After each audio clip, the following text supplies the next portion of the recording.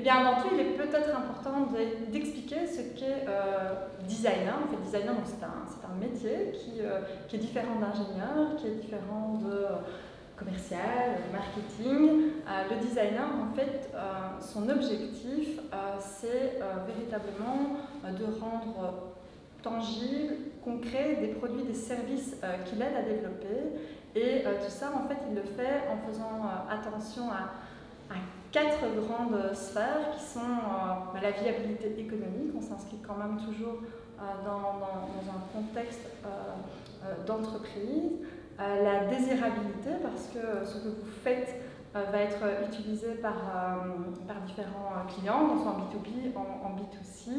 La faisabilité technique, et là, il y aura vraiment des collaborations avec les ingénieurs, bien entendu, avec différentes manufactures, et on va dire l'environnement.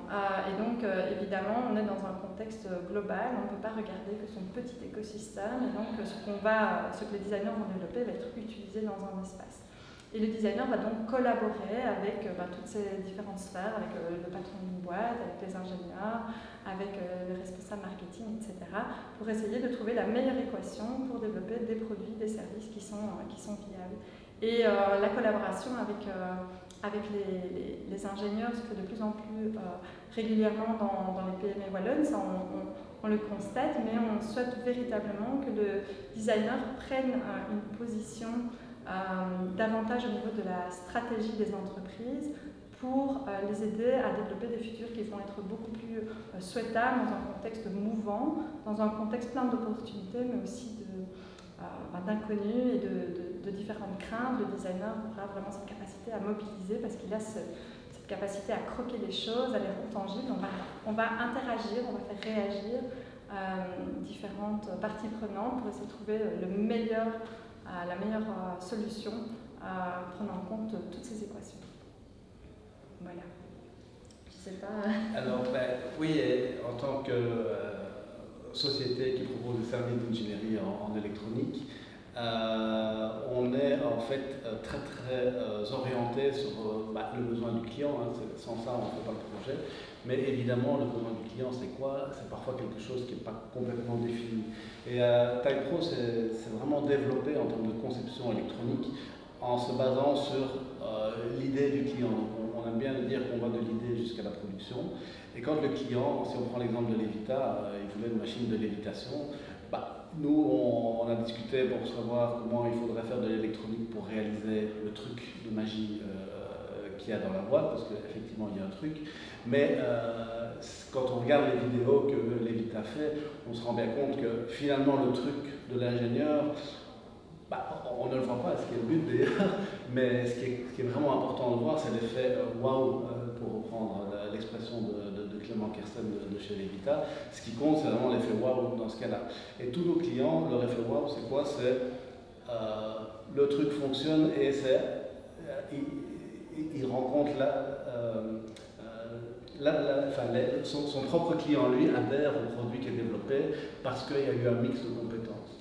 Et je dirais que, pour revenir un peu à ce que nous on fait, on a depuis le début créé des méthodes de brainstorming, de réflexion avec le client pour essayer de définir la faisabilité. J'explique souvent qu'on va trouver un architecte, on dit je veux une maison confortable. On a souvent des clients qui viennent comme ça, je veux un système électronique qui fait ça. Et en fait, on interroge pour savoir ce que c'est la maison qui est confortable. C'est 3 chambres, c'est une piscine, c'est 3 caves. En fait, nous, on ne peut pas savoir ce que le client veut, et donc on fait toute une séance de brainstorming, et seulement après on fixe le cahier de charge, et alors on développe la solution.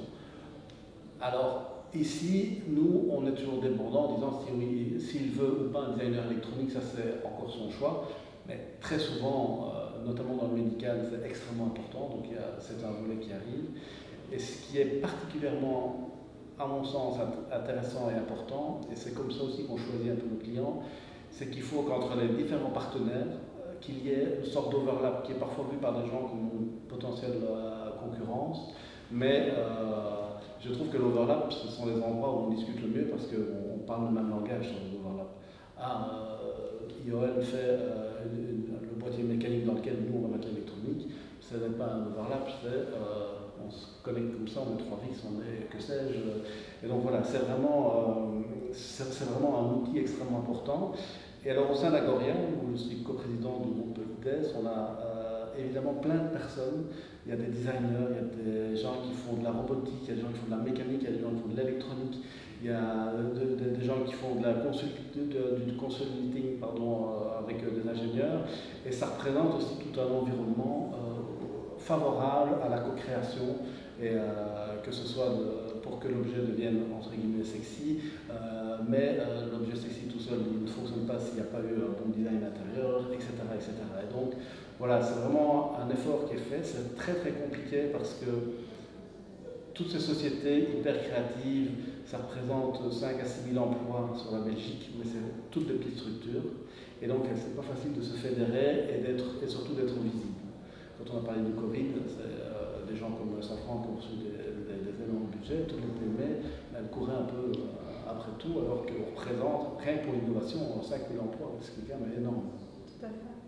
Et c'est vrai qu'il y a de plus en plus de designers qui collaborent entre bureaux avec des ingénieurs, mais aussi entre designers, parce qu'il y a énormément de spécificités dans le métier du design. Donc les collaborations sont super importantes à tous les niveaux, la transdisciplinarité et puis la projection, c'est le sujet d'aujourd'hui, et le recours à ces méthodes, les méthodes d'ingénieur, de bureau d'ingénierie, de brainstorming, les méthodes du designer, qu'on appelle la méthode du double diamant, qui va de l'observation avec des phases d'itération, de test, etc., avec toujours cette approche centrée utilisateur. Et les modes de consommation vont évoluer, le monde évolue et le métier du designer va aussi évoluer. C'était aussi l'objet de la conférence aujourd'hui.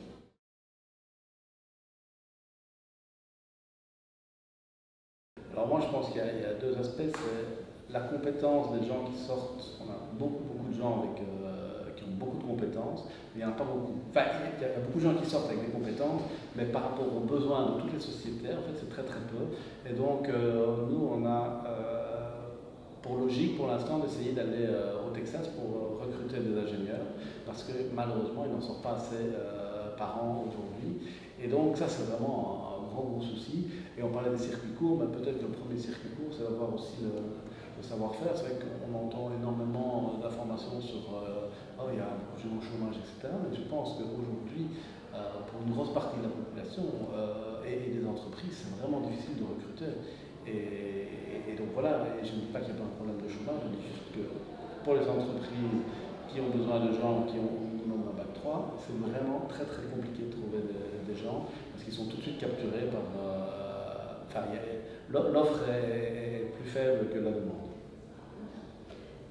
Et donc nous, Wallonie Design, on est l'organisme wallon de référence qui facilite le recours au design dans les PME. Et ce qui serait vraiment parmi les futurs souhaitables, c'est vraiment une compréhension des entreprises de l'impact du design pour leur évolution, une compréhension aussi et peut-être un changement de posture du designer qui ne se positionne pas qu'en exécutant, mais qui devienne vraiment un élément fondamental dans la stratégie des entreprises, comme on le voit dans l'entreprise Stuve aujourd'hui.